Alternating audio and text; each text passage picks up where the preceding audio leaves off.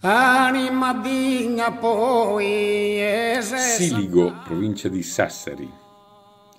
Nostra Signora di Mesumundu, costruita intorno alla fine del VI secolo, rappresenta un'architettura di notevole importanza.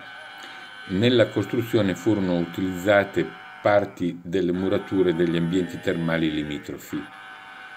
Giace semi-abbandonato come molte costruzioni bizantine, ma le sue caratteristiche estetiche meriterebbero una migliore valorizzazione. Una corona ti te scende l'aria.